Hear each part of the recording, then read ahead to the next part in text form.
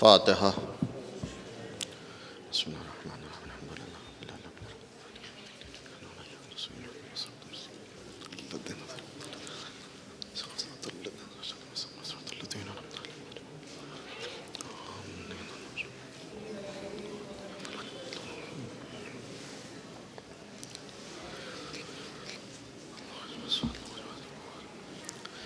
لا حول ولا قوة إلا بالله العلي العظيم.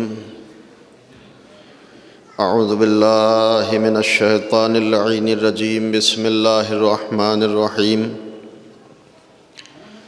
الحمد لله الذي هدانا لهذا وما كنا لنهتدي لولا أن هدانا الله. لقد جاءت رسلنا بالحق. مولانا و مولا الثقلین محبوب رب المشرقین جد الحسن والحسین بالقاسم محمد وعلى آل بیتہ الطیبین الطاہرین المعصومین المظلومین المنتجبین المنتخبین الذین اذهب اللہ عنہم الرجس وطہرہم تطہیرا.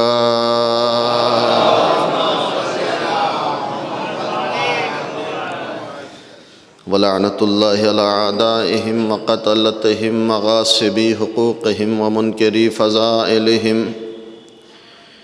المنحرفین عنہم والشاکین فیہم من الآن الی قیام یوم الدین.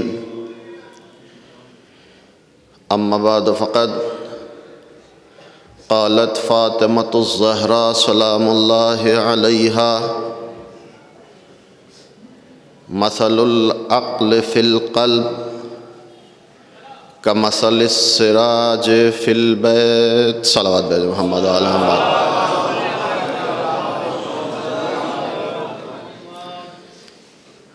حاضرین گرامی قدر، بزرگان محترم، شہزادی کونین صدیقہ طاہرہ حضرت فاطمہ زہرا سلام اللہ علیہا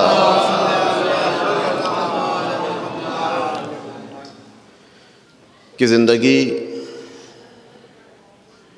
صرف خواتین کے لیے نہیں بلکہ پوری کاروان بشریت کے لیے سرمشق حیات. ہر انسان کے لیے مشعل راہ ہے، نمونہ اور آئیڈیل ہے. میں نے معصومہ عالمیان کی شہادت کی مناسبت سے جو یہ مجالس منعقد ہیں، اس میں اپنے بیان کا آغاز شہزادی کے کلمات گوہربار میں سے ایک مشہور و معروف حدیث کا انتخاب کر کے کیا، جس میں شہزادی ارشاد فرماتی ہیں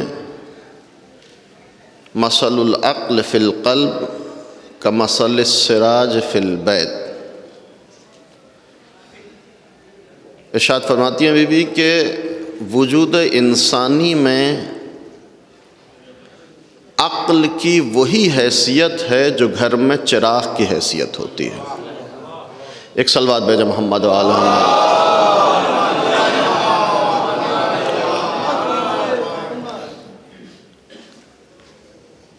انتہائی خوبصورت تعبیر شہزادی کونین نے استعمال کی ہے اہمیت عقل کے سلسلے میں.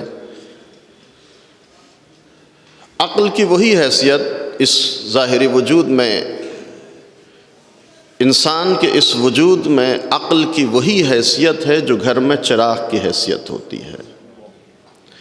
انسان انتہائی خوبصورت گھر بنائے، شاندار محل تعمیر کرائے، لیکن جب شام کا وقت ہو تو اس میں چراغ روشن نہ ہو، تو اس خوبصورت گھر میں بھوتوں کا بسیرا تو ہو سکتا ہے، انسان رہنے کے لیے آمادہ نہیں ہو سکتا۔ اب کتنی حسین، کتنا خوبصورت استعارہ بی بی نے استعمال کیا کہ مثل العقل فی القلب کمثل السراج فی البیت، وجود انسانی میں عقل کی وہی حیثیت جو گھر میں چراغ کی حیثیت۔ خوبصورت گھر چراغ کے بغیر جس طرح رہنے کے لائق نہیں ہوتا، اسی طرح اگر انسان ظاہری اعتبار سے کتنا ہی خوبصورت اور ڈیل ڈول والا کیوں نہ ہو، اگر نعمت عقل سے محروم ہے تو اللہ اس کی نمازوں کو بھی قبول نہیں کرتا۔ ایک صلوات بھیجیں محمد و آل محمد۔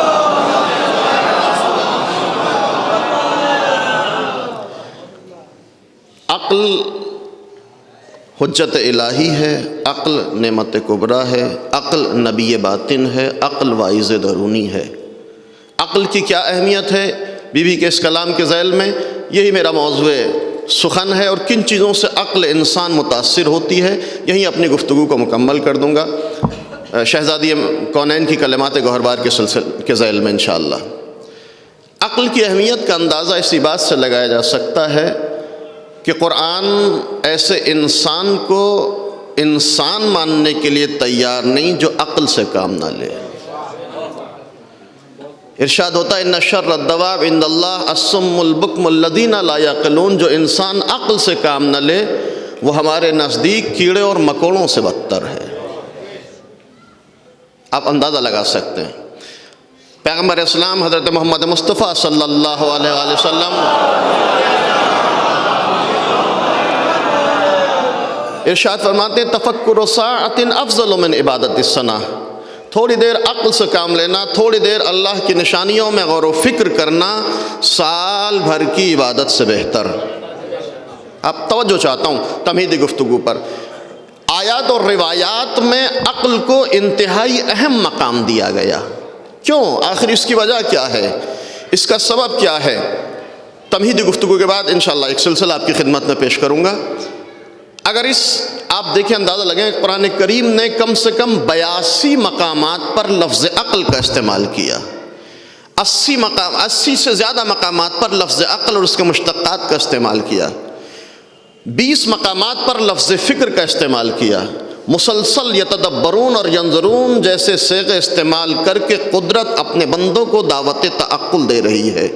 عقل سے کام لو، غور و فکر کرو، سوچو سمجھو، تعقل کرو، تفکر کرو۔ آخر اس کی وجہ کیا ہے؟ توجہ چاہتا ہوں عزیز، اس کی وجہ یہ ہے کہ اگر ہم اسلام سے پہلے کے حالات کا تجزیہ کریں تو اسلام سے پہلے کا زمانہ بڑا عجیب و غریب زمانہ ہے۔ اسلام سے پہلے کا وہ زمانہ ایسا زمانہ ہے کہ جہاں ہر مذہب، ہر دین، ہر مکتب، ہر آئیڈیالوجی، ہر دین کے ماننے والوں، ہر مذہب کے چاہنے والوں کا ایک ہی نعرہ ہے کہ عقل سے کام نہ لو، غور و فکر کرنا چھوڑ دو، جو کچھ ہم کہیں اسے بغیر سوچے سمجھے تسلیم کر لو، نجات کا یہی راستہ ہے، کامیابی کا یہی ذریعہ ہے۔ اسلام سے پہلے عقل سے کام لینا جرم اور کسی بھی دعوے کی دلیل کے مطالبے پر سزائیں معین تھیں۔ جاہلیت کا ماحول تھا، عقل دشمن حالات تھے، کوئی بھی دین ہو، کوئی بھی مذہب ہو، کوئی بھی آئیڈیالوجی ہو، سب نے عقل کو اپنا سب سے بڑا دشمن تصور کر رکھا تھا۔ ہندوازم میں عقل کا گلا کاٹ کر دیوتاؤں کی خوشنودیاں حاصل کرنے کی کوشش کی جا رہی تھی، یہودیت عقل کے خون سے ہولی کھیل رہی تھی، مجوسیت عقل کی لاش پر ماتم کر رہی تھی، اور کلیسا کے دروازوں پر اندھی روایات کا اتنا دبیز پردہ پڑا ہوا تھا کہ اس کو ہلانا تو درکنار، اس پر نگاہ استدلال ڈالنا بھی کفر سمجھا جاتا تھا۔ لوگ افلاطون اور ارسطو کے نام سے خوف کھاتے تھے۔ جاہلیت کا ماحول اور عقل دشمن حالات تھے، لیکن عزیزو یاد رکھیے گا، اسی جاہلیت کے ماحول اور انہی عقل دشمن حالات میں سب سے پہلا اور آخری دین ہے دین اسلام، جس نے آتے ہی اعلان کر دیا من لا عقل لہو لا دین لہو، جس کے پاس عقل نہیں اس کا کوئی دین نہیں۔ ایک صلوات بھیجے محمد و آل محمد پر۔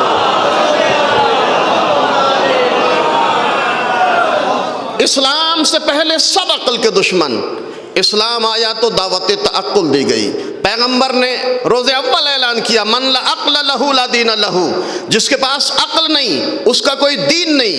گویا پیغمبر اسلام نے پہلے ہی دن یہ بتا دیا تھا کہ دیکھو اسلام احمقوں اور بے وقوفوں کا دین نہیں ہے، اسلام صاحبان شعور کا مذہب ہے۔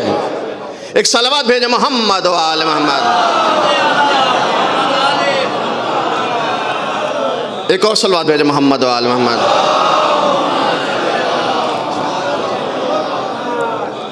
اسلام سے پہلے سب عقل کے دشمن، اسلام آیا تو عقل کی دعوت دی گئی، دعوت تعقل دی گئی، دعوت تفکر دی گئی۔ پیغمبر نے آواز دی من لا عقل لہ لا دین لہ، جس کے پاس عقل نہیں اس کا کوئی دین نہیں۔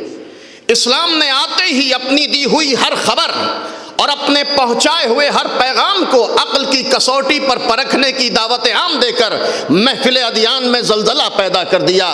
صدیوں کی منجمد فکریں پگھلنے لگیں، اندھے عقیدوں کا زندان ٹوٹا، جھوٹی عقیدتوں کی دیواریں گریں، گونگے دماغ بولنے لگے اور خرافات کی مہروں سے خاموش کیے جانے والے ہونٹوں نے اذانیں دینا شروع کر دیں۔ اسلام آیا تو عقل کو آزادی ملی، عقل نے آزاد فضاؤں میں سانس لینا شروع کر دیا۔ لیکن عزیزو یاد رکھیے گا، توجہ چاہتا ہوں، ارباب علم و فہم ہیں، ارباب مطالعہ ہیں، اسلام سے پہلے سب عقل کے دشمن۔ اسلام آیا تو دعوت تعقل دی گئی، اسلام آیا تو عقل کو آزادی ملی، عقل نے آزاد فضاؤں میں سانس لینا شروع کیا۔ لیکن عزیزو یہ عقل کی آزادی کا زمانہ بڑا محدود زمانہ تھا، بڑا مختصر زمانہ تھا، پلک جھپکتے ہی یہ زمانہ بیت گیا۔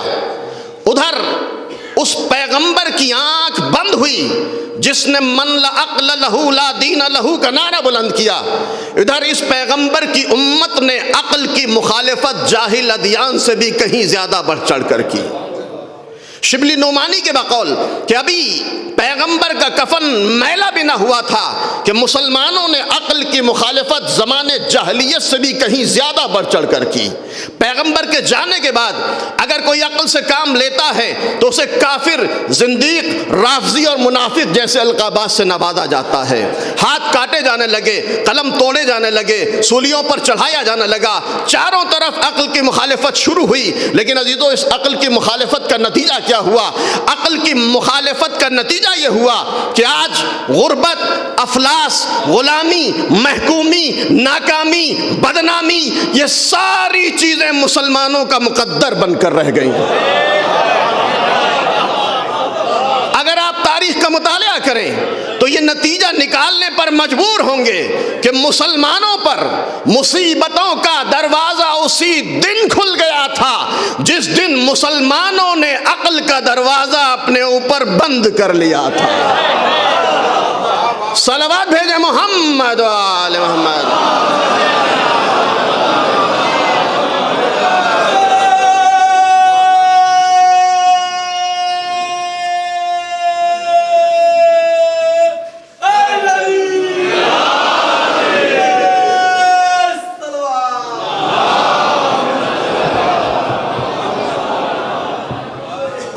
اسلام سے پہلے سب عقل کے دشمن، اسلام آیا تو دعوت تعقل دی گئی۔ مسلمانوں نے عقل کی مخالفت زمانے جاہلیت سے بھی زیادہ کی۔ اب توجہ چاہتا ہوں، میں تمہیدی گفتگو کے بعد ایک سلسلہ آپ کی خدمت میں پیش کرتا ہوں۔ عقل حجت کبریٰ ہے، عقل نبی باطن ہے، عقل واعظ درونی ہے۔ من لا عقل لہ لا دین لہ، جس کے پاس عقل نہیں اس کا کوئی دین نہیں۔ اسلام نے یہ بھی کہا کہ کلما حکم بہ العقل حکم بہ الشرع، جس چیز کے بارے میں شریعت کہتی ہے اسی چیز کے بارے میں عقل بھی کہتی ہے، جس چیز کے بارے میں عقل کہتی ہے اسی چیز کے بارے میں شریعت بھی کہتی ہے۔ اب ہمارے سماج میں، ہماری سوسائٹی میں بہت ساروں کا دعویٰ ہے کہ ہم سب سے بڑے عقل مند ہیں۔ جس کو دیکھیے وہ کہتا ہے کہ ہم سب سے بڑے عقل مند، ہم سب سے بڑے عاقل، لیکن شریعت روایت کہتی ہے کہ کلما حکم بہ العقل حکم بہ الشرع، جو شریعت کہتی ہے وہی عقل کہتی ہے۔ کسی کے دعوے سے یہ ثابت نہیں ہوتا کہ کون کتنا بڑا عقل مند ہے۔ یاد رکھیے گا، جو جتنا بڑا پابند شریعت ہوگا اتنا ہی بڑا صاحب عقل بھی ہوگا۔ صلوات بھیجے محمد و آل محمد۔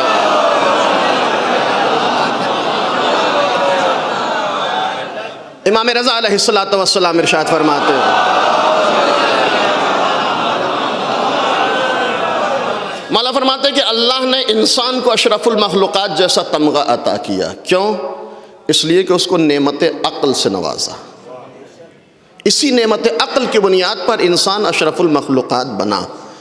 پھر مولا کہتے ہیں کہ اللہ نے انسان کو بے پناہ نعمتیں دیں، لیکن سب سے بہترین نعمت عقل.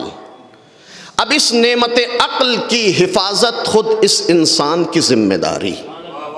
توجہ چاہتا ہوں. کیوں؟ یہ ایسی نعمت ہے جو سلب ہو جاتی ہے، یہ ایسی نعمت ہے جو چلی جاتی ہے. اب اس انسان کی ذمہ داری ہے کہ اس نعمت عقل کی حفاظت کرے.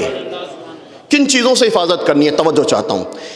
انسان کی ذمہ داری ہے کہ نعمت عقل کی حفاظت کرے. یہی وجہ ہے کہ اسلام نے شراب کو حرام قرار دے دیا. توجہ کیجئے گا، شراب کو حرام قرار دے دیا. کیوں؟ اس لیے کہ جب انسان شراب پیتا ہے نشہ طاری ہوتا ہے، نشہ طاری ہوتا ہے تو نعمت عقل سے محروم ہو جاتا ہے. اس لیے شراب حرام، لأنہ مسکر، چونکہ نشہ آور ہے. جب نشہ چڑھتا ہے تو عقل رخصت ہو جاتی ہے. ہر قسم کے نشے کو اسلام نے حرام قرار دے دیا چونکہ عقل متاثر ہو جاتی ہے. لیکن عزیزو یہاں سے تھوڑا سا گریز کرنا چاہتا ہوں. یاد رکھیے گا جناب محترم، شراب کا نشہ ظاہری نشہ ہے، لیکن کچھ نشے شراب کے نشے سے بھی زیادہ خطرناک ہوتے ہیں. شراب کا نشہ ظاہری ہے، انسان نعوذ باللہ اس فعل حرام میں مبتلا ہوا، شراب پی، تھوڑی دیر کے لیے نشہ طاری ہوتا ہے، کچھ گھنٹوں کے بعد یہ نشہ ختم ہو جاتا ہے، پھر اس کی انسان کی عقل کام کرنا شروع کر دیتی ہے. لیکن کچھ نشے شراب کے نشے سے بھی زیادہ خطرناک ہیں. یہ نشہ ظاہری نشہ ہے، کچھ نشے باطنی اور معنوی نشے ہیں جو شراب کے نشے سے بھی زیادہ. اب وہ کتنے نشے ہیں اور ان نشوں سے انسان کو اپنی عقل کی حفاظت کرنی ہے. شہزادی کونین معصومہ دو عالمیان حضرت فاطمہ زہرا سلام اللہ علیہا،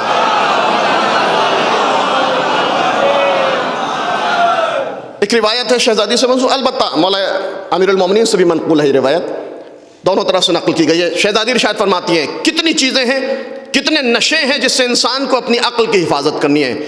معصومہ ارشاد فرماتی ہیں کہ ينبغي للعاقل ان يحترس من سكر المال ومن سكر القدرة ومن سكر العلم ومن سكر المدح ومن سكر الشباب.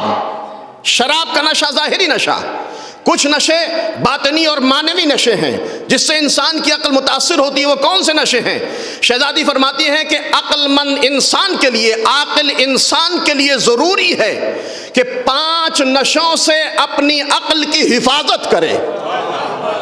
توجہ چاہتا ہوں، 5 نشوں سے عقل مند انسان کے لیے ضروری ہے کہ 5 نشوں سے اپنی عقل کی حفاظت کرے. وہ کون سے نشے؟ پہلا نشہ مال کا نشہ، دوسرا نشہ طاقت کا نشہ، تیسرا نشہ علم کا نشہ، چوتھا نشہ تعریف کا نشہ، 5واں نشہ جوانی کا نشہ.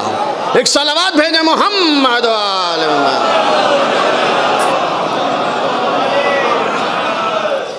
ان 5 نشوں سے اپنی عقل کی حفاظت ہر انسان کی ذمہ داری ہے. بڑے خطرناک نشے ہیں 5 نشے. اسی حدیث کی تشریح میں اپنی گفتگو کو مکمل کروں گا. ممکن ہے پوری حدیث کی تشریح نہ کر سکوں، آخر میں ایک پیغام حسب عادت دینا ہے. شراب کا نشہ ظاہری نشہ ہے، لیکن یہ 5 نشے شراب کے نشے سے بھی زیادہ خطرناک. پہلا نشہ مال کا نشہ، دولت کی اکڑ، انتہائی خطرناک نشہ ہے. خدا نہ کرے کسی پر یہ نشہ طاری ہو. جب یہ طاری ہوتا ہے نا، مال کا نشہ طاری ہوتا ہے جب ہم مالدار ہیں، ہم دولت مند ہیں. اب جب ہم دولت مند ہیں، دولت کا نشہ طاری ہے، مال کی اکڑ ہے، تو بس جو ہم کہیں سماج میں وہی ہونا چاہیے. ہم مالدار ہیں، جب چاہے جس کی بے عزتی کر دیں، جب چاہے جس کی تحقیر کریں، جس کی توہین کریں، ہم جو کہیں وہ ہونا چاہیے چونکہ ہم مالدار ہیں، چونکہ ہم دولت مند ہیں. عزیزو یاد رکھیے گا، ایک جملہ کہنا چاہتا ہوں، یہ مال کا نشہ ہو جاتا ہے طاری لوگوں پر، لیکن یہ بھی یاد رکھیے گا ہر مالدار پر مال کا نشہ طاری نہیں ہوتا. ہر دولت مند پر دولت کا نشہ طاری نہیں ہوتا. یہ جو کم ظرف ہوتے ہیں نا، ان پر بڑی جلدی یہ نشہ طاری ہو جاتا ہے. ایک صلوات بھیجے محمد وآل محمد.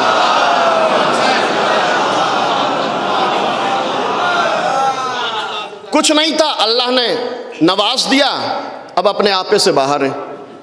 چھوٹے کو چھوٹا نہیں سمجھتے، بڑے کو بڑا نہیں سمجھتے، مال کے نشے میں۔ لیکن عزیزو یاد رکھیے گا، جب یہ مال کا نشہ طاری ہوتا ہے تو نتیجہ کیا ہوتا ہے؟ مال کا نشہ انسان کو بے آبرو کر کے چھوڑتا ہے، مال کا نشہ انسان کو بے عزت کر کے چھوڑتا ہے۔ کیسے؟ توجہ چاہتا ہوں۔ امام حسن مجتبیٰ علیہ السلام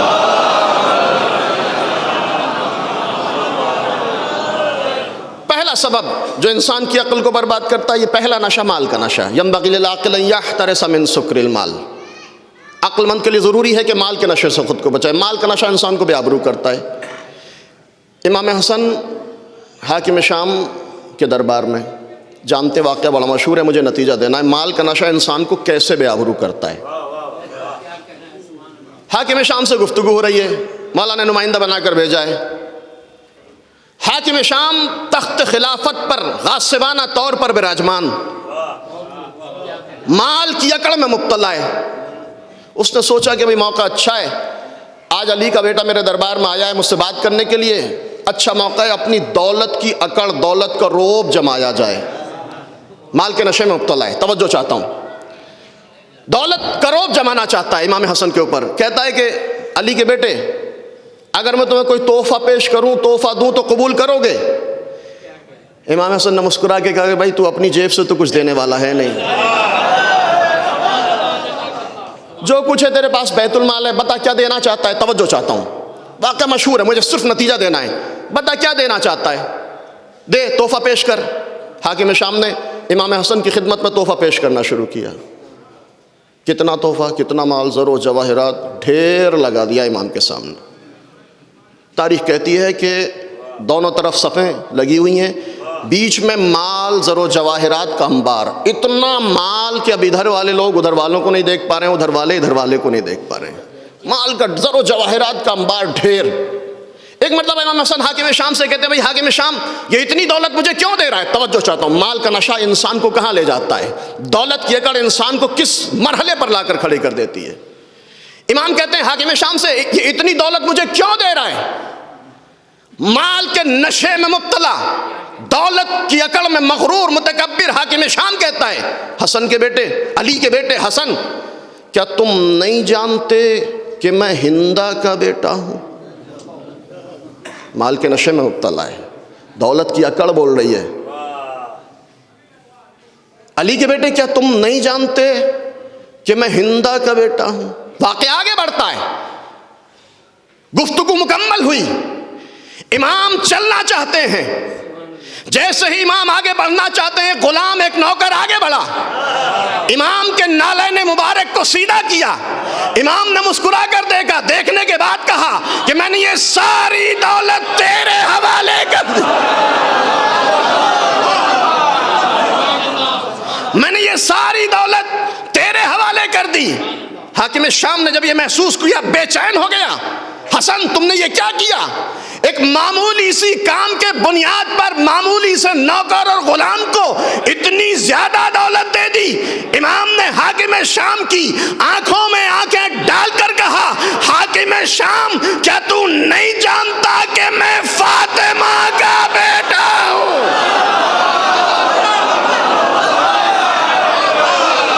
صلوات بر محمد۔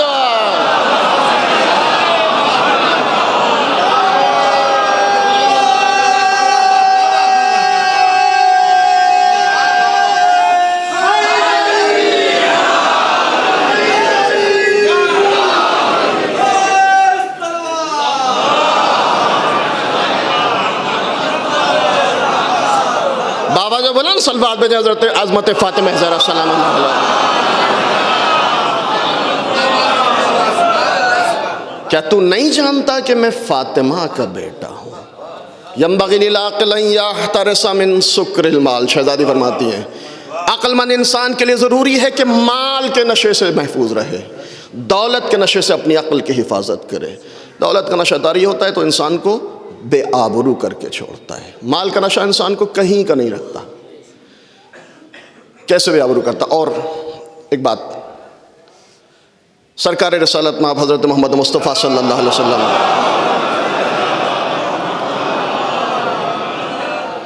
اپنے اصحاب کے ساتھ بیٹھے ہوئے، مال کا نشہ انسان کو کہاں لے جاتا ہے؟ دولت کی اکڑ. سرکار بیٹھے ہوئے بزم رسالت سجی ہوئی ہے، شمع رسالت کے پروانے حلقہ بنائے ہوئے بیٹھے ہیں. یہ بھی مشہور واقعہ، مجھے صرف نتیجوں کی طرف اشارہ کرنا ہے. حلقہ کیے ہوئے شمع رسالت کے پروانے بیٹھے ہوئے ہیں، سارے اصحاب پیغمبر کو گھیرے بیٹھے ہوئے ہیں. تاریخ کہتی ہے کہ ایک امیر صحابی بھی بیٹھا ہے، دولت مند. اس امیر صحابی کے برابر میں غریب صحابی آ کر بیٹھ گیا. امیر کو اچھا نہیں لگا. بعض دولت مند ایسے ہوتے ہیں، ہم ہر کسی کے پاس نہیں بیٹھتے، ہم ہر کسی کو اپنے پاس نہیں بٹھاتے. یہ اکڑ انسان کو بے آبرو کر کے چھوڑتی ہے. امیر بیٹھا تھا، برابر میں غریب بیٹھا. امیر کو اچھا نہیں لگا. جیسے ہی برابر میں غریب آ کر بیٹھا، اس امیر نے جو ابھی دولت کے نشے میں مبتلا ہے، جیسے ہی غریب آ کر بیٹھا، اس نے اپنی ابا کے دامن کو سکیڑا.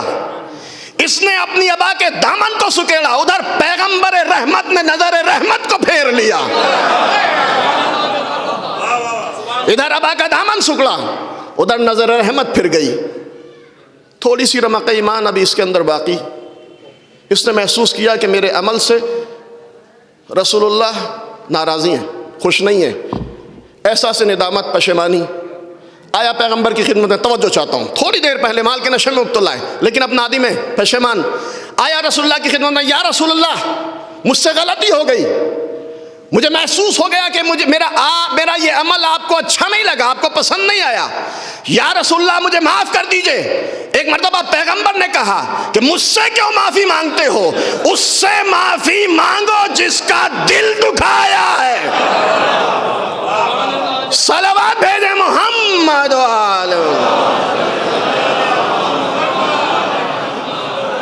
جاؤ، اس سے معافی مانگو جس کا دل دکھایا ہے.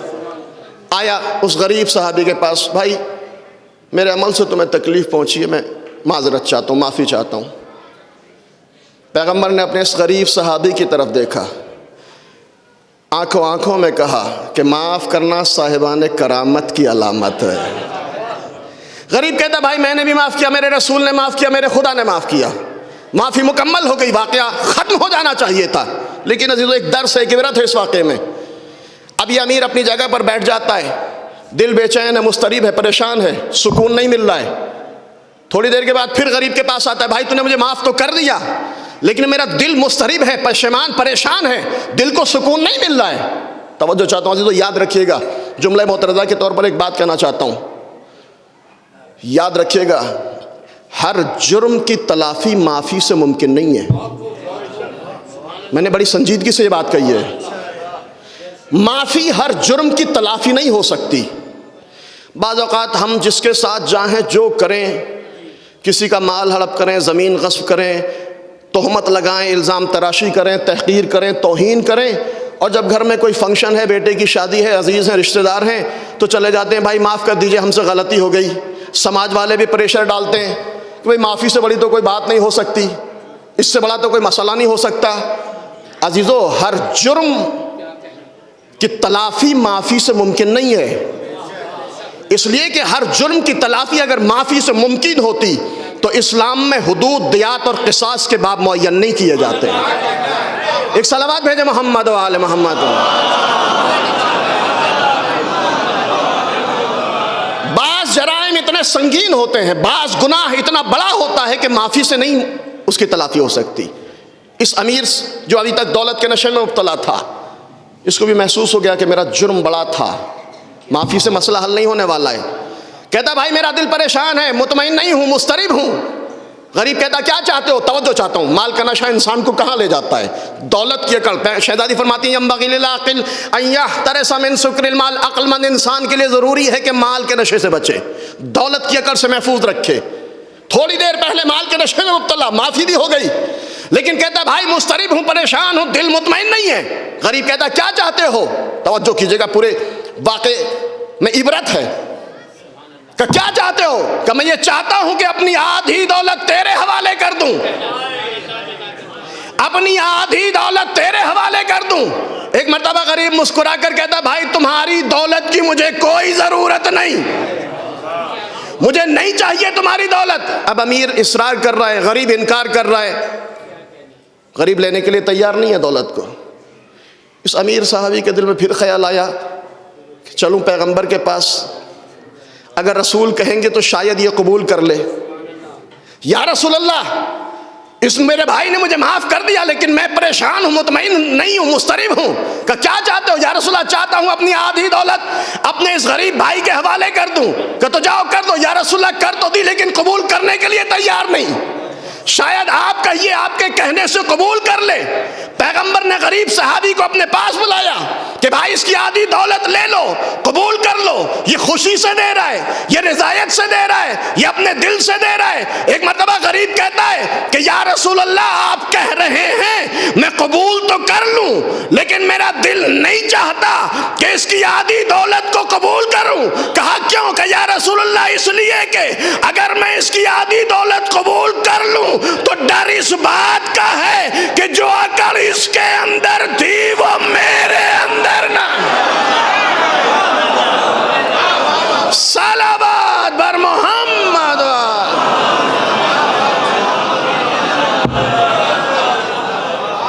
ذرا مل جل کر درود بھیجیں امت محمد و آل محمد۔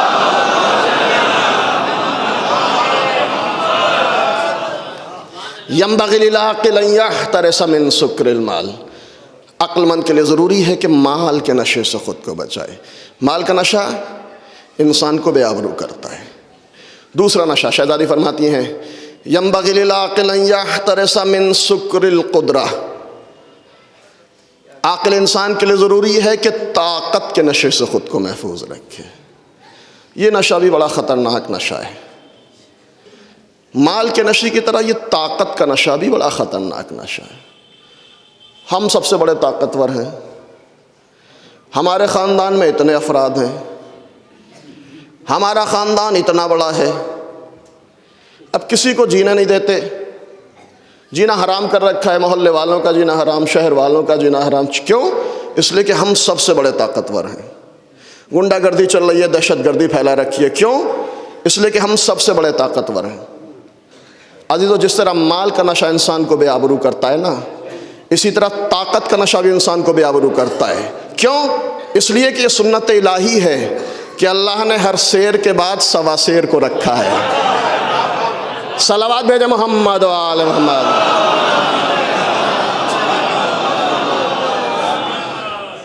ہم سب سے بڑے طاقتور ہیں۔ یہ طاقت کا نشہ بھی میں نے عرض کیا، جس طرح مال کا نشہ کم ظرفوں پہ طاری ہوتا ہے، یہ طاقت کا نشہ بھی کم ظرفوں پہ طاری ہوتا ہے۔ عالی ظرف پر یہ نشے طاری نہیں ہوتے۔ ہو گیا نشہ طاری، طاقتور ہے، طاقت ہے، اب جینا حرام۔ محلے میں طاقتور ہے، محلے والوں کا جینا حرام۔ شہر میں طاقت آ گئی، سب کی ناک میں دم کر رکھا ہے۔ اور طاقت آگے بڑھی، ملک میں طاقتور ہو گئے،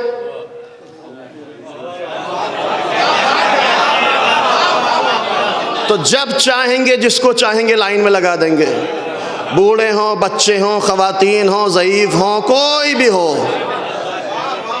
جب چاہیں گے جو قانون بنائیں گے، جب چاہیں گے جس طرح چاہیں گے تمہیں بھیڑ اور بکریوں کی طرح ہکا کر آگے لے جائیں گے۔ کیوں؟ ہم سب سے بڑے طاقتور ہیں، ہم سب سے بڑے طاقتور ہیں۔ لیکن عزیزو یاد رکھیے گا، یہ خام خیالی ہے تمہاری کہ تم بڑے طاقتور ہو۔ طاقت، سب سے بڑی طاقت تو اس پروردگار کے پاس ہے جس کو اللہ اکبر کہا جاتا ہے۔ وہ چاہے تو ابابیلوں کے ذریعے ہاتھیوں کا بھوسا نکلوا سکتا ہے۔ ایک صلوات بھیجے محمد و آل محمد۔ مجھے اس حدیث کو مکمل کرنا ہے بس، ورنہ اس مرحلے پر بہت کچھ بولا جا سکتا ہے۔ طاقت کا نشہ، ملک میں طاقتور، سب کا جینا حرام کر رکھا ہے۔ جو چاہیں گے، جیسا چاہیں گے، جس طرح چاہیں گے عمل کریں گے۔ خبردار، کسی کو بولنے کی جرات نہیں ہونی چاہیے، کوئی ہمارے سامنے قد بلند نہ کرے، کوئی ہمارے سامنے آواز بلند نہ کرے، ورنہ دیش تو راہی بنا کر زندان میں ڈال دیں گے، قید میں ڈال دیں گے، ایسا کر دیں گے۔ خیر، ملک سے آگے بڑھے، دنیا میں ہمارے پاس طاقت آ گئی، ہم سپر پاور بن گئے۔ اب کیا ہے؟ خبردار، کوئی ہمارے سامنے کچھ نہ بولے، ورنہ جب چاہیں گے جس ملک پر چاہیں گے حملہ کریں گے۔ جب چاہیں گے گودیوں کو اجاڑیں گے، جب چاہیں گے کہ سہاگ ویران کریں گے، جب چاہیں گے خون سے ہولی کھیلیں گے، جب چاہیں گے لاشوں پر جشن منائیں گے۔ کیوں؟ ہم سب سے بڑے طاقتور ہیں، ہم سپر پاور ہیں، سب سے بڑی طاقت ہمارے پاس ہے۔ لیکن عجیب و غریب حسن انتظام ہے قدرت کا۔ اس نے نمرود کو ایک معمولی سے جانور کے ذریعے شرمندہ کیا تھا۔ توجہ چاہتا ہوں، یہ اس کا حسن انتظام ہے۔ لیکن یہ طاقت کے نشے میں مغرور، مبتلا، ہم سب سے بڑے طاقتور، ہم جو چاہیں کریں، کسی کے اندر قوت مدافعت نہیں ہونی چاہیے، کسی کے اندر قوت مزاحمت نہیں ہونی چاہیے، خبردار کوئی کچھ نہ بولے۔ اچھا، مسئلہ یہ نہیں ہے کہ یہ صرف کہتے ہیں کرتے نہیں ہیں، نہیں، ان کے سامنے جو بھی سر اٹھاتا یہ سر قلم کر دیتے ہیں، ان کے سامنے جو بھی آنکھیں نکالتا یہ آنکھیں باہر نکال دیتے ہیں۔ آپ دیکھتے ہیں، حالات آپ کے پیش نظر ہیں۔ انہوں نے نہ جانے کتنے ملکوں کو تباہ کیا، نہ جانے کتنے نسلوں کو ختم کر دیا۔ انہوں نے عراق کی اینٹ سے اینٹ بجا دی، لیبیا کا تہس نہس کر دیا، افغانستان کو کھنڈرات میں تبدیل کر دیا۔ آپ دیکھ سکتے ہیں دنیا کے حالات، نہ جانے کتنے ملکوں کو تباہ کیا۔ جب چاہا جہاں چاہا حملہ کیا۔ خبردار کوئی ہمارے سامنے سر نہ اٹھائے، خبردار کوئی ہمارے سامنے کوئی کلام نہ کرے۔ یہ صرف عزیز و کمال یہ نہیں ہے، آپ دیکھیں تاریخ پر نظر ہے آپ کی، یہ دھمکی نہیں دیتے ہیں بلکہ اپنی دھمکی کو جامع عمل بھی پہناتے ہیں، طاقت کے نشے میں مبتلا ہیں۔ جب چاہتے ہیں جہاں چاہتے ہیں حملہ کرتے ہیں۔ انہوں نے جانے کتنی بستیوں کو اجاڑا، جانے کتنے انسانیت کو لہولان کیا، کتنے ملکوں کو تباہ کیا۔ لیکن عزیزو یہ بھی عجیب قدرت کا حسن انتظام ہے۔ یہ وہ لوگ نہیں ہیں جو دھمکیاں دیتے ہوں، عملی اقدام نہ کرتے ہوں، نہیں، یہ دھمکی بھی دیتے ہیں، یہ حملے بھی کرتے ہیں، یہ بستیوں کو بھی اجاڑتے ہیں۔ لیکن یہ بھی عجیب قدرت کا انتظام ہے کہ 40 سال ہو گئے، صرف ایک قوم ایسی ہے جس کو مسلسل ڈرایا تو جا رہا ہے، مسلسل دھمکیاں تو دی جا رہی ہیں، لیکن بال بھیگا کرنے کی جرت نہیں۔ کیوں؟ اس لیے کہ دشمن مغرور ضرور ہے لیکن اتنا جانتا ہے کہ اگر ان سے لڑے تو پھر مقابلہ اس قوم سے ہوگا کہ جس نے جینا بھی کربلا سے سیکھا، مرنا بھی صلوات بر محمد۔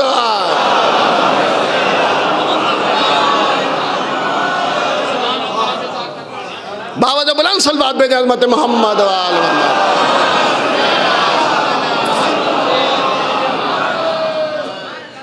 یہ جانتے ہیں، یہ طاقت کے نشے میں مبتلا ضرور ہیں لیکن یہ جانتے ہیں کہ اگر ان پر حملہ بھی کیا تو ان کا مرنے والا مرنے کے بعد بھی ناک میں دم کرتا رہے گا۔ یہ طاقت کے نشے میں مبتلا ہیں۔ میں جلدی سے اپنی بات کو آگے بڑھانا چاہتا ہوں۔ ینبغی للعاقل ان یحترس من سکر القدرہ، عقل مند انسان کے لیے ضروری ہے کہ طاقت کے نشے سے خود کو بچائے۔ بڑا خطرناک نشہ ہے یہ طاقت کا نشہ۔ لیکن عزیزو یاد رکھیے گا، حقیقی معنی میں بہادر وہ انسان ہے جو طاقتور ہوتے ہوئے معاف کرنے کا جذبہ رکھتا ہے۔ انصاف سے بتائیے، کوئی علی سے بڑا تاریخ بشریت میں بہادر اور سورما ہے؟ علی سے بڑا کوئی علی اشجع الناس ہیں، علی اشجع العرب ہیں، علی سب سے بڑے طاقتور ہیں۔ لیکن ذرا علی کی زندگی کو دیکھیں، علی کی منکسر المزاجی کو دیکھیں۔ کسی نے مولا متقیان سے کہا، یا علی آپ میدان میں جاتے ہیں، عرب کے دوسرے بہادر اور دوسرے سورما بھی میدان میں جاتے ہیں، عرب کے دوسرے بہادر جاتے ہیں تو تیز رفتار گھوڑا لے کر میدان میں جاتے ہیں، یا علی آپ کا گھوڑا بڑا نحیف، لاغر، ناتواں سا ہے، ضعیف سا ہے۔ مولا نے کہا کہنا کیا چاہتے ہو؟ یا علی آپ طاقتور ہیں، آپ بہادر ہیں، آپ بھی عرب کے دوسرے بہادروں کی طرح ایک تیز رفتار گھوڑا لے کر جائیے، عربی نسل گھوڑا لے کر جائیے، تیز رفتار گھوڑا لے کر جائیے۔ علی نے مسکرا کر کہا کہ دیکھو، تیز رفتار گھوڑے کو اس بہادر کو تیز رفتار گھوڑے کی ضرورت پڑتی ہے جو یا میدان سے فرار کرتا ہو یا دشمن کا پیچھا کرتا ہو۔ میں علی ہوں، نہ دشمن سے ڈرتا ہوں نہ میدان سے فرار کرتا ہوں۔ ایک صلوات بھیجیں محمد۔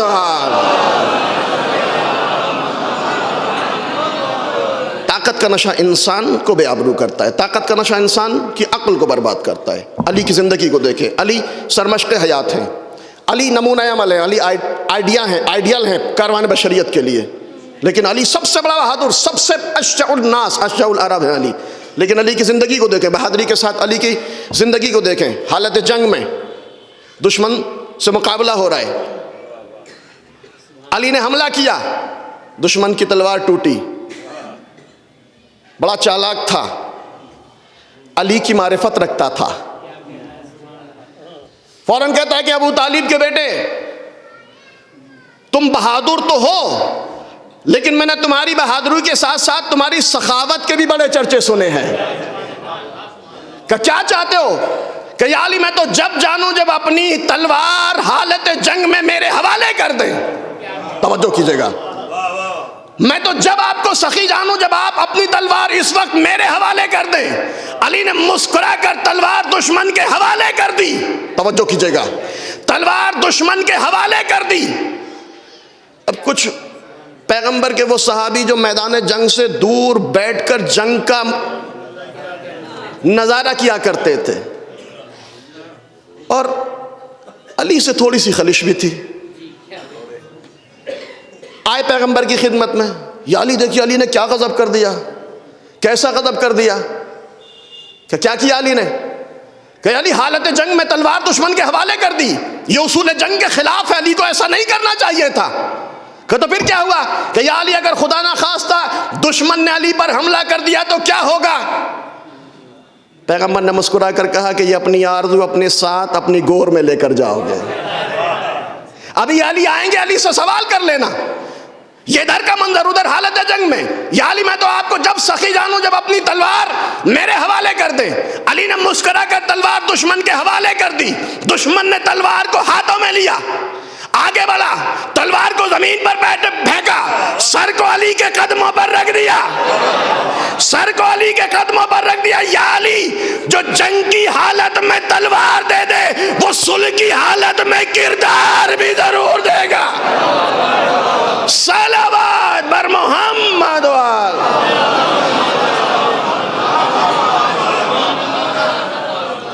یا علی کلمہ پڑھوائیے، مسلمان ہوا، علی کے ساتھ چلا، پیغمبر کے قریب پہنچا. پیغمبر نے کہا جاؤ اب علی سے سوال کرو کہ حالت جنگ میں علی نے تلوار دشمن کو کیوں دی. یا علی آپ نے اچھا نہیں کیا، اصول جنگ کے خلاف کام انجام دیا، آپ کو یہ کام نہیں کرنا چاہیے تھا. بھلے ہی یہ مسلمان ہو گیا لیکن اگر حملہ کرتا تو کیا ہوتا؟ علی نے پھر مسکرا کر کہا کہ تم نے یہ تو دیکھا کہ میری تلوار اس کے قبضے میں تھی، لیکن یہ نہ دیکھا کہ اس کا دل میرے اختیار میں. صلوات بر محمد.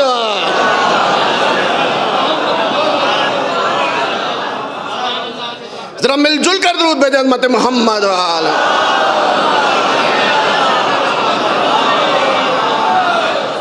ينبغي للعاقل ان يحترس من سكر القدرة. عقل مند انسان کے لیے ضروری ہے کہ طاقت کے نشے سے خود کو بچائے. جو طاقت کے نشے میں مبتلا ہوتے ہیں، جو بھی آیا سامنے سرتن سے جدا، لیکن جو ان کو اپنی طاقت پہ کنٹرول ہوتا ہے وہ جانتے ہیں کہ کہاں تلوار چلائی جاتی ہے، کہاں تلوار دی جاتی ہے. ایک صلوات بھیجے محمد.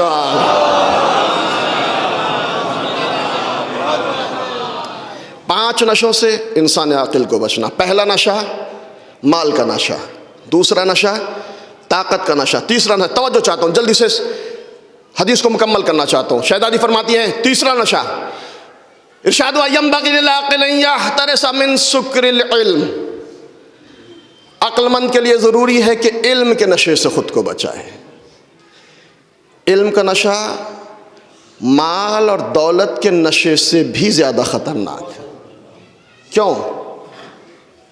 میں دعوے کے طور پر آپ کی خدمت میں یہ بات کہنا چاہتا ہوں، مال کے نشے اور دولت کے نشے سے بھی زیادہ خطرناک ہے علم کا نشہ.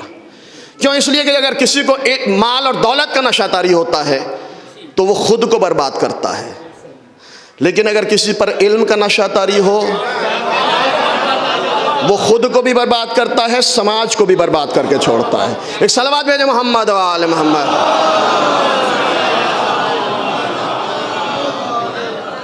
علم اکڑنا نہیں سکھاتا، علم انکساری عطا کرتا ہے، علم جھکنا سکھاتا ہے. اصطلاحوں کے رٹ لینے سے کوئی عالم نہیں ہو جاتا. یاد رکھیے گا کہ کوئی اکڑتا ہوا نظر آئے تو اس کو کبھی عالم نہیں سمجھیے گا. کیوں؟ اس لیے کہ پیغمبر اسلام سے کسی نے سوال کیا، یا رسول اللہ آپ کی نظر میں عالم کون ہے؟ توجہ چاہتا ہوں، پیغمبر کی نظر میں عالم کون؟ اگر ہم سے کوئی یہ سوال کرے کہ ہماری نظر میں عالم کون، تو ہم یہی جواب دیں گے کہ سب جس کے سر پہ امامہ ہو، ابا ہو، قبا ہو، ٹوپی شیروانی، مدرسے میں پڑھا ہو، وہ عالم. اور لوگوں سے پوچھا جائے تو لوگ یہی کہتے ہیں کہ جو سب سے بڑی، سب سے زیادہ اچھی مجلس پڑھ لے وہ سب سے بڑا عالم.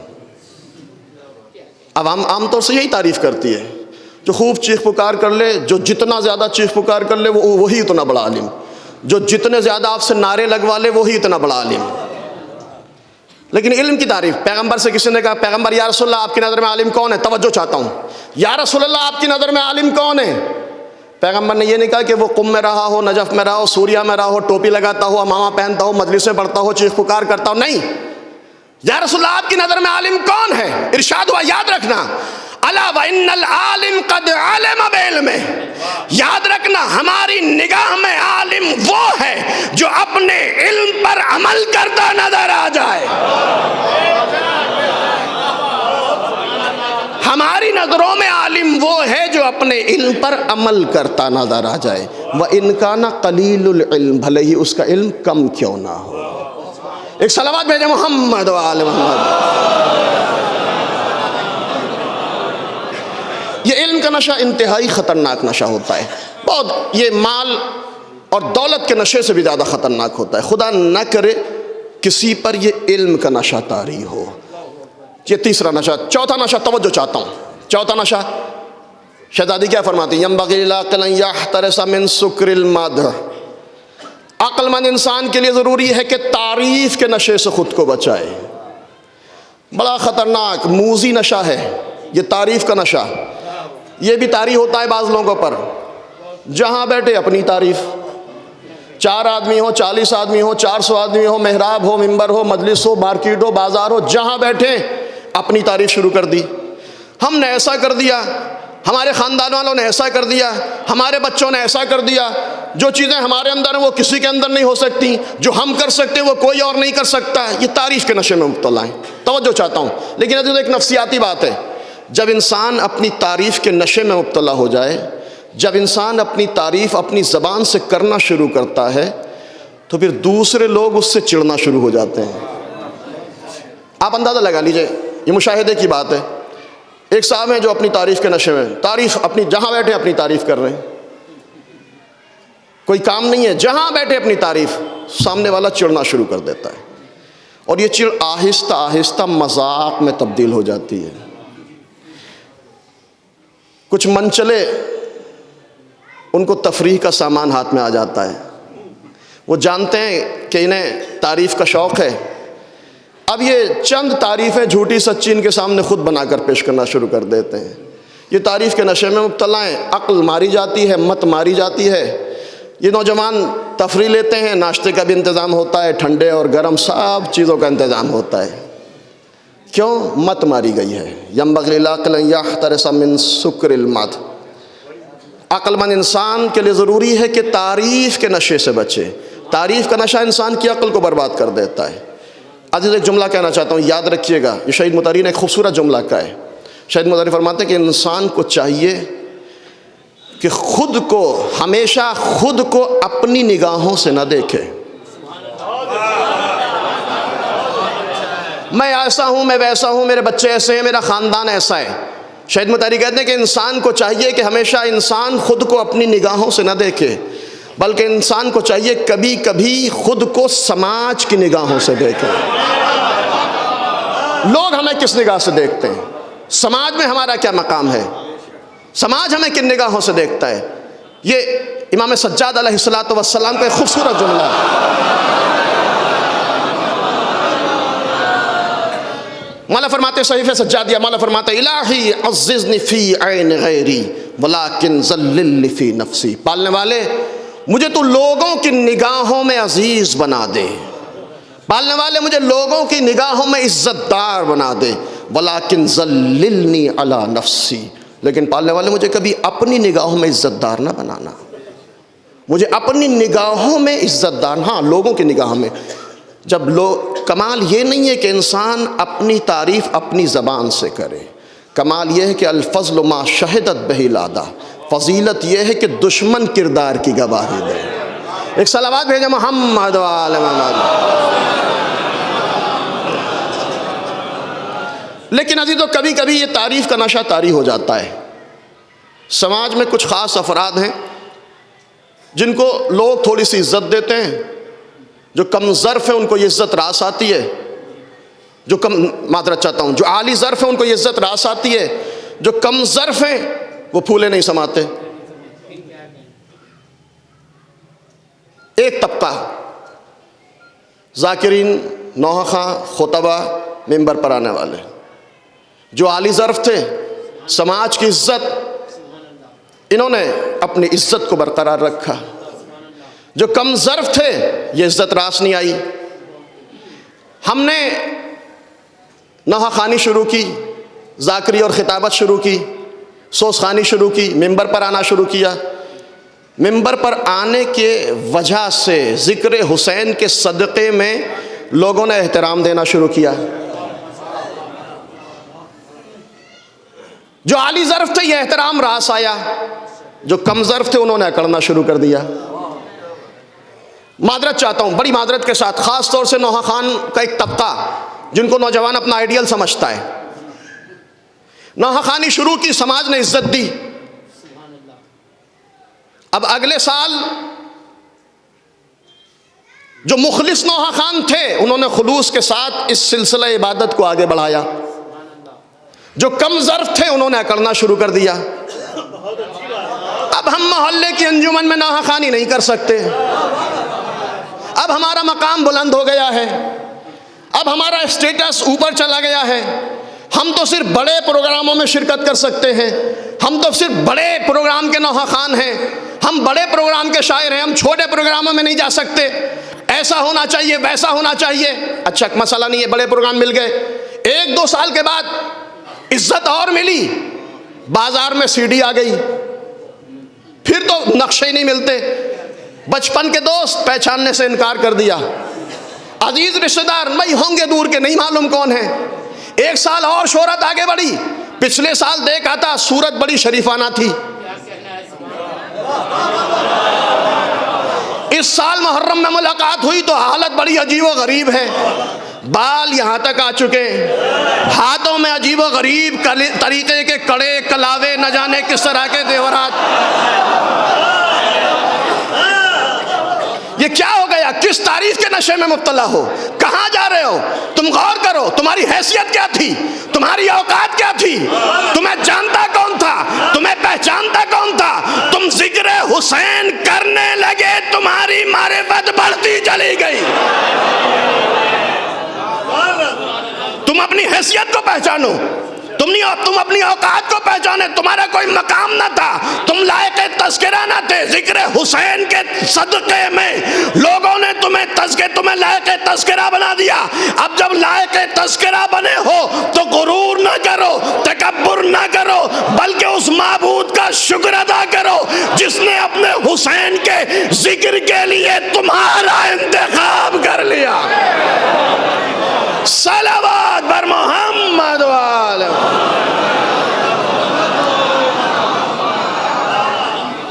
ذرا مل جل کر درود بھیجیں عظمت محمد و آل محمد.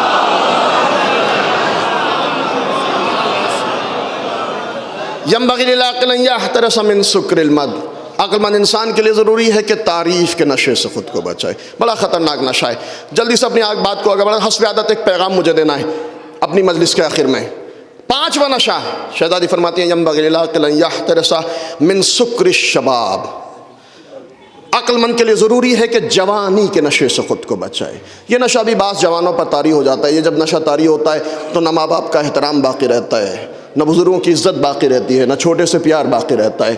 جوانی کے نشے اگر کسی جوان پر طاری ہو جائے تو انسان کے اخلاق کو فاسد کر کے چھوڑ دیتا ہے. یہ 5 نشے ہیں جس سے بچنا ضروری ہے. اگر یہ نشے خدا نخواستہ کسی پر طاری ہوئے تو نعمت عقل سے محروم ہو سکتا ہے. اگر عقل نہیں ہے تو دین نہیں ہے، اگر عقل نہیں ہے تو شریعت نہیں ہے. یہاں سے ایک روایت اور ایک پیغام امام صادق علیہ الصلوۃ والسلام.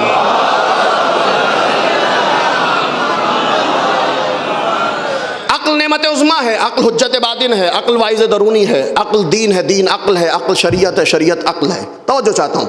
چھٹے امام تشریف فرمائیں. عقل کیا ہے؟ عقل کی حیثیت کیا ہے؟ عقل کا مقام کیا ہے؟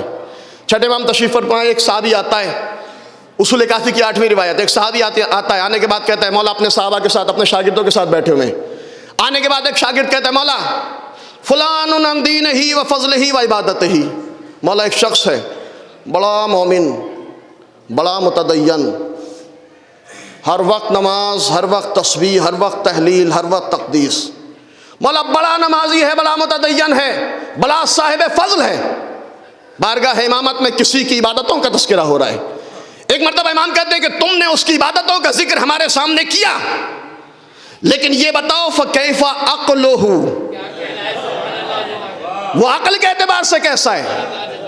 راضی کہتا ہے قلت ما ادری، مولا مجھے نہیں معلوم وہ عقل کے اعتبار سے کیسا ہے. ایک مرتبہ امام کہتے ہیں کہ دیکھو جب تک کسی کی عقل کے بارے میں نہ جانو اس کی عبادتوں کا تذکرہ ہمارے سامنے نہ کیا کرو. جب تک کسی کی عقل کے بارے میں نہ جانو اس کی عبادتوں کا ذکر ہمارے سامنے نہ کیا کرو. مولا کیوں؟ کہ اس لیے کہ ان الثواب علی قدر العقول، اللہ نے اپنا ثواب کھوکھلی عبادتوں کی بنیاد پر نہیں رکھا، عقل و معرفت کی بنیاد پر رکھا ہے. صلوات بھیجے محمد و آل محمد. خبردار کسی کی عبادتوں پر نہ جاؤ، اتنا نمازی ہے. مولا فرماتے ہیں لا تنظر الی کثرت السجود والرکوع. خبردار یہ نہ کہنا کہ بڑا نمازی ہے، ہر وقت مسجد میں پڑا رہتا ہے. لا تنظر الی کثرت السجود والرکوع. کسی کی کثرت سجود اور رکوع سے دھوکہ نہ کھانا. بڑا نمازی ہے، ہر وقت نمازیں پڑھتا ہے. مولا کہتے ہیں دھوکہ نہیں کھانا. مولا نمازیں پڑھتا ہے، نمازی ہے، آپ کہتے ہیں نمازوں کو نہ دیکھیں، کثرت سجود کو نہ دیکھیں، کثرت رکوع کو نہ دیکھیں. توجہ روایت ہے تو لا تنظروا الی کثرت السجود والرکوع. خبردار کثرت سجود اور رکوع و قیام و قعود سے دھوکہ نہ کھانا. مولا کیوں؟ کہ ربما اعتاد حتی لو ترکہ استوحش. مولا کہتے ہیں خبردار نماز کی کثرت سے دھوکہ نہ کھانا، اس لیے کہ شاید یہ انسان نمازوں کا عادی ہو گیا ہو. توجہ کیجئے گا. ربما اعتادا، شاید یہ عادی ہو گیا ہے. عادی بھی ایسا کہ حتی لو ترکہ استوحش، اگر ایک وقت کی نماز قضا ہوئی تو بیمار پڑ جاتا ہے، وحشت زدہ ہو جاتا ہے. مولا کہتے ہیں خبردار اس کی نمازوں سے دھوکہ نہ کھانا، شاید اس کی نمازیں اس کی عادت بن گئی ہوں. اسلام عادتوں کو پسند نہیں کرتا، اسلام عبادت کو پسند کرتا ہے.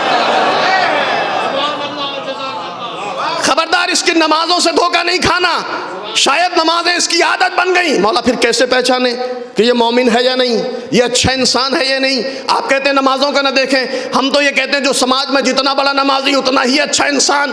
مولا کہتے ہیں خبردار نمازوں سے دھوکہ نہ کھانا. مولا کیا دیکھیں؟ مولا بل انظروا الی صدق اللسان و اداء الامانہ.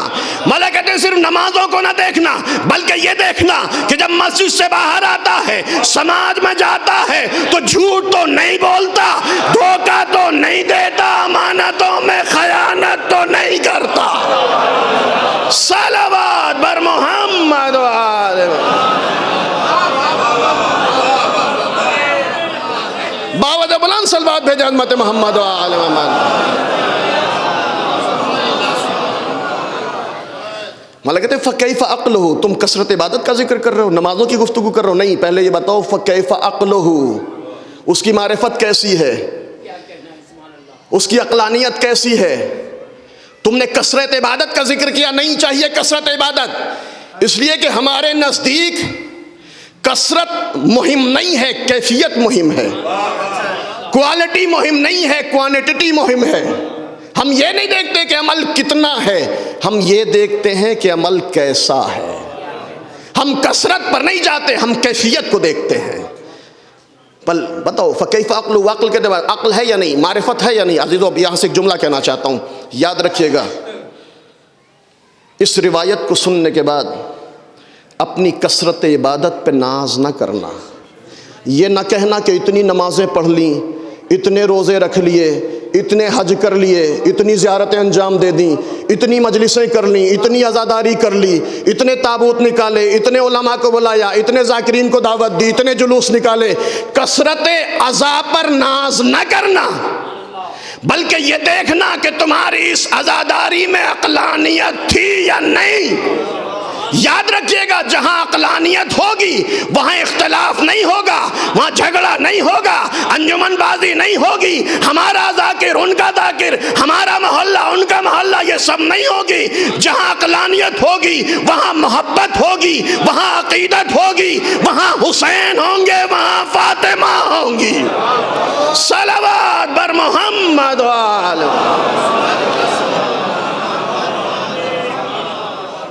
عقلانیت ہے یا نہیں، معرفت ہے یا نہیں، عمل میں عقلانیت کتنی ہے؟ یاد رکھیے گا، عقلانیت کے بغیر عمل کی کوئی اہمیت نہیں ہے، معرفت کے بغیر دین کی کوئی اہمیت نہیں ہے۔ ایک جملہ کہنا چاہتا ہوں بہت معذرت کے ساتھ، آج انسانیت کو بے دینی سے خطرہ نہیں ہے، آج انسانیت کو بے دینی سے خطرہ نہیں ہے، بے معرفت دیداری سے خطرہ ہے۔ اور توجہ کیجئے گا اس جملے پر، ایک مرحلہ اور آگے بڑھنا۔ آج دین کو خطرہ بے دینی سے نہیں ہے، آج دین کو خطرہ بے دینی سے نہیں ہے، آج دین کو خطرہ بے شعور دیداری سے ہے۔ آج مذہب کو خطرہ لا مذہبیت سے نہیں ہے، آج مذہب کو خطرہ جاہل مذہب پرستی سے ہے۔ یہ بھی جملہ یاد رکھیے گا، اگر انسان دینی شعور کے بغیر، اگر انسان دین کی معرفت کے بغیر جب دیدار بننے کی کوشش کرتا ہے، پوری توجہ، جب انسان دین کی معرفت کے بغیر دیدار بننے کی کوشش کرتا ہے تو پھر دو نتیجے نکلتے ہیں، یا تو دہشت گرد بن جاتا ہے یا اخباری اور ملنگ بن جایا کرتا ہے۔ صلوات بر محمد و آل محمد۔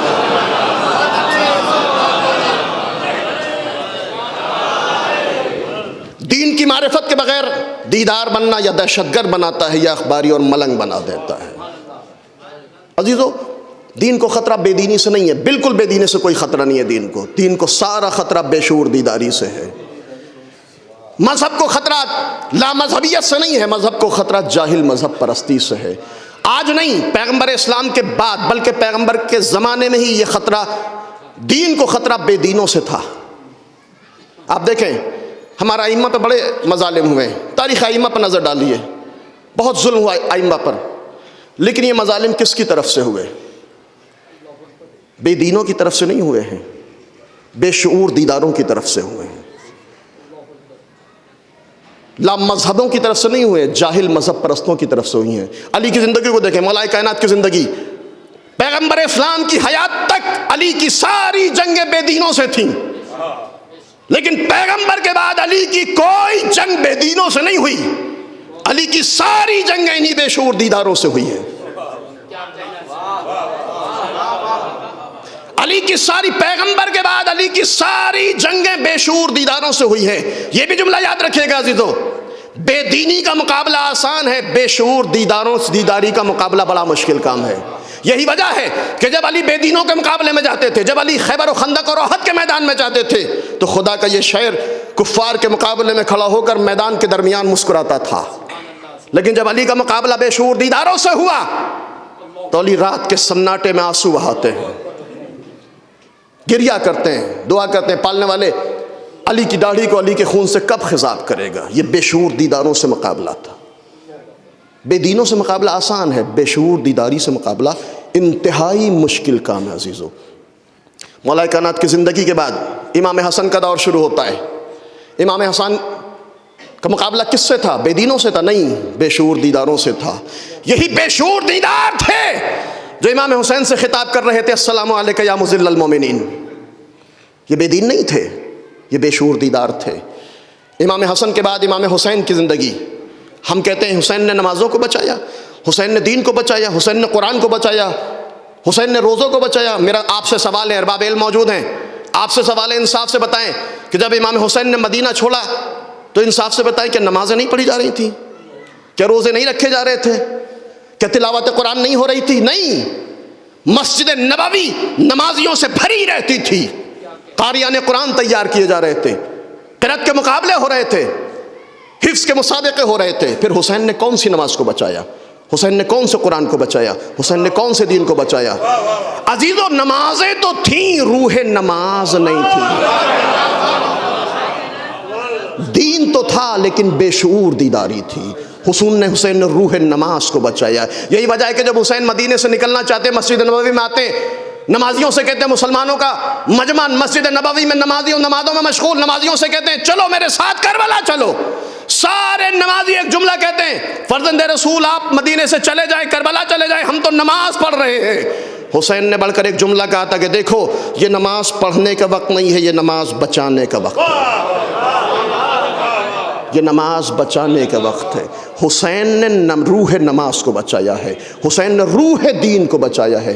حسین کا مقابلہ بے دینی سے نہیں تھا، حسین کا مقابلہ بے شعور دیداری سے تھا، حسین کا مقابلہ لامذہبیت سے نہیں تھا، حسین کا مقابلہ جاہل مذہب پرستوں سے تھا۔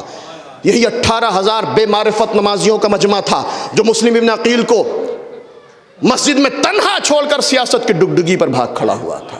یہ سب بے شعور دیدار تھے، بے دین نہیں تھے، یہ سب بے شعور دیتے۔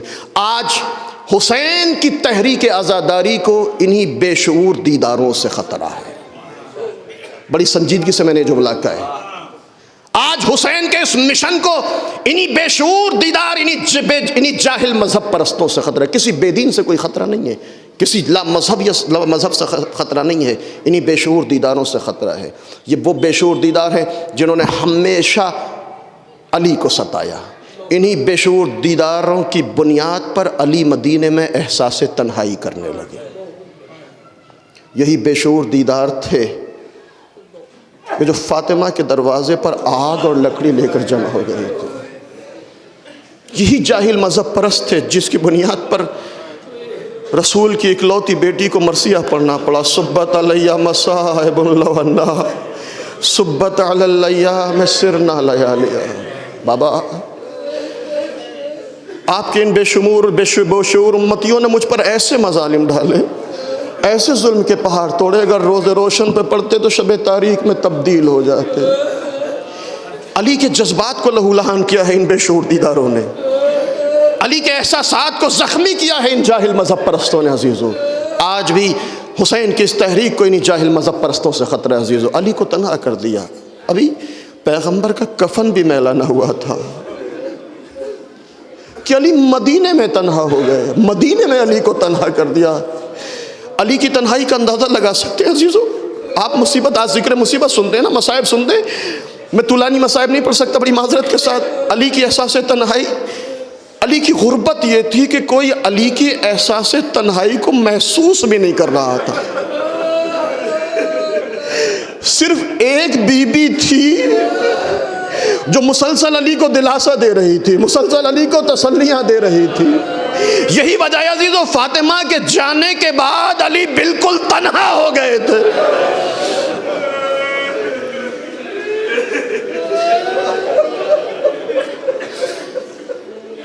یہ روایت میں نے دیکھی عزیزو، جب علی نے شہزادی کو دفن کر دیا تو علی سے صبر نہیں آتا ہے۔ بے صبری کے عالم میں علی کبھی مٹھیوں کو بھیجتے ہیں، مٹھیوں کو کھول دیتے ہیں۔ علی کو صبر نہیں آتا ہے، کبھی حسن کے چہرے کو دیکھا، کبھی حسین کی معصوم چہرے کو دیکھا، علی کو صبر نہیں آتا ہے۔ علی کبھی قبر فاطمہ پر بیٹھتے ہیں، کبھی قبر فاطمہ پر کھڑے ہو جاتے ہیں، پالنے والے مجھے صبر عطا کر دے۔ روایت کہتی ہے کہ قبر فاطمہ پر علی نے 2 رکعت نماز ادا کی ہے۔ عزیزو، یہ نماز جنازہ نہیں تھی، یہ نماز حاجت تھی۔ 2 رکعت نماز حاجت ادا کرنے کے بعد علی نے دست دعا کو بلند کیا، پالنے والے علی کو صبر عطا کر دے، اس لیے کہ فاطمہ کی جدائی علی سے برداشت نہیں ہوتی۔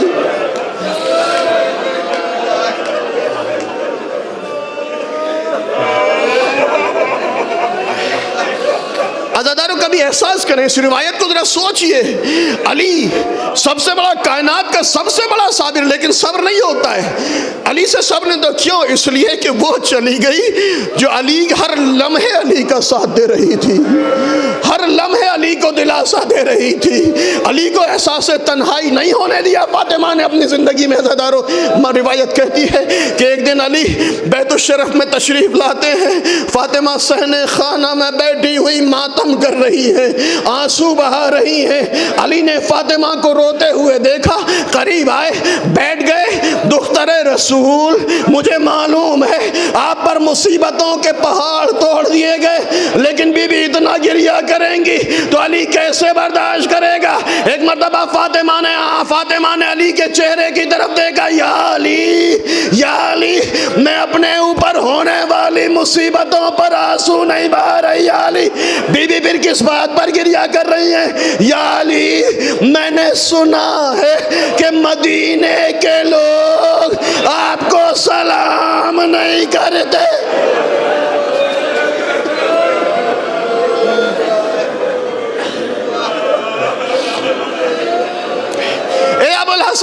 میں نے سنا ہے مدینے کے لوگ آپ کو سلام نہیں کرتے۔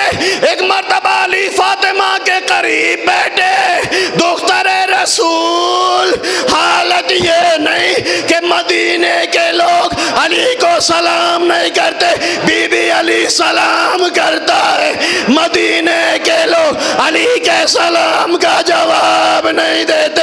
ایک مرتبہ فاطمہ تڑپی، آواز دی، فضا میرا مصلی عبادت بچھا، 2 رکعت نماز حاجت پڑھی، دستے دعا کو بلند کیا، آواز دی، اللہم عجل وفاتی سریہ، پالنے والے فاطمہ کی موت کو قریب کر دے، اس لیے کہ فاطمہ زندہ رہ کے کیا کرے گی جب علی کے سلام کا جواب نہ دیا جائے۔ میں کہوں گا، بی بی ذرا کربلا زینب کے حوصلے کو دیکھیں، بھائی کا جنازہ، بہن زینب بے غسل و کفن، مدینے کا رخ، نانا آپ پر آسمان کے فرشتوں نے نانا آپ کا نواسا۔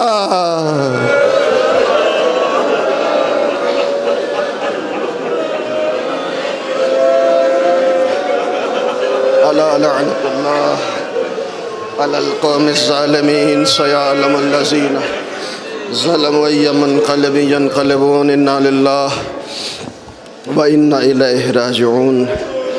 الہی بحق محمد انت المحمود، الہی بحق علی انت العالی، الہی بحق فاطمہ وانت فاطر السماوات والارض، الہی بحق الحسن وانت المحسن، الہی بحق الحسین وانت قدیم الاحسان، الہی بحق الائمۃ التسعۃ الطاہرین من ذریۃ الحسین علیہم الصلاۃ والسلام۔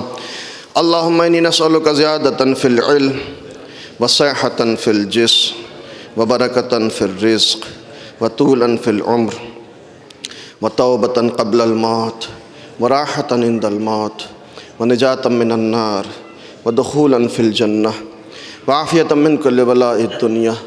الہی اعمالنا قلیل وحاجاتنا کثیر وانت اعلم بصیر فانک علی کل شیء قدیر۔ ربنا تقبل منا انک انت السمیع العلیم۔